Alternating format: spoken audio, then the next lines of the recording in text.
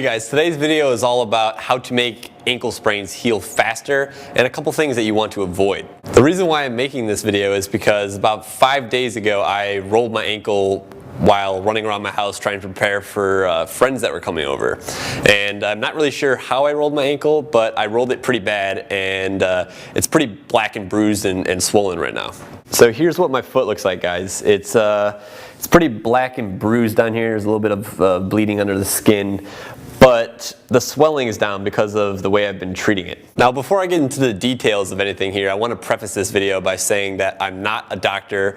I'm just a personal trainer and a corrective exercise specialist. So take everything that I say with a grain of salt and always seek out a medical professional's advice.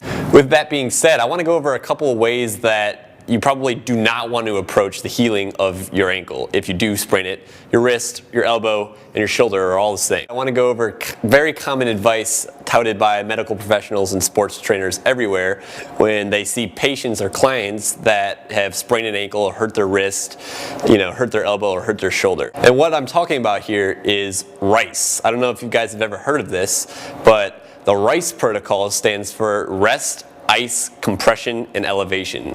Those are the 4 steps that they always tell you to take if you sprain your ankle. Now, I never use the RICE method on myself. I don't find it to be effective for multiple reasons, and I'll go into those really briefly here.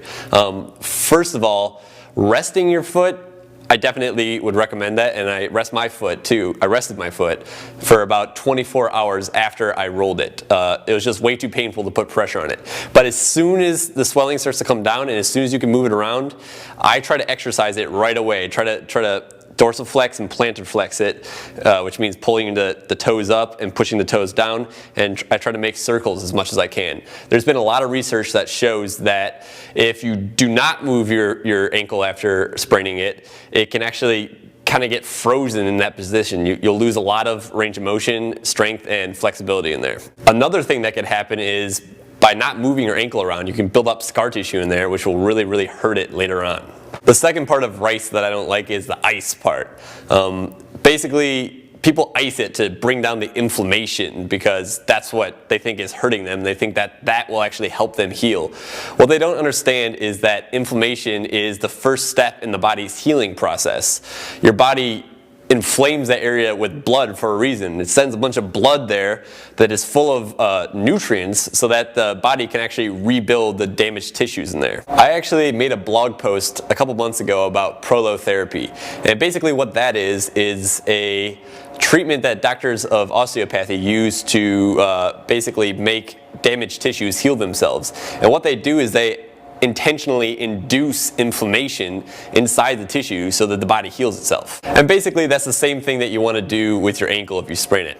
Maybe ice it for the first, 24 hours just to bring the pain down, but after that you kind of want to let that inflammation run its course so that the tissues can heal themselves. If you ice it and you're continuing to ice it over and over again well after the injury, you're really just slowing down the healing process, and you're going to have to deal with that sprain and the symptoms of it for longer and longer. This is the same reason why you don't want to take over-the-counter anti-inflammatory drugs like ibuprofen and aspirin. These, much like ice, are designed to bring down inflammation. And if you take these, you're just really going to prolong your symptoms. The second half of RICE, compression and elevation, I'm actually okay with. Elevation doesn't really do much. They tell you to put your foot higher than your heart so that your foot doesn't really swell that much. It doesn't really do that much. But compression, I really like a lot. So the 3 things that I like to use to basically heal my ankle when this happens to me are active rest, or basically rolling around the ankle and doing tiny little exercises that don't aggravate it more after the 24-hour to 48-hour period.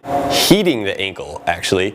By heating it, you force more blood in there, which further facilitates the healing. Number 3 is compression, and basically this just involves wrapping a thick band around the ankle to push out all the fluid and the lymph in there, and then taking it off after about 2 minutes to allow the fluid to come back in.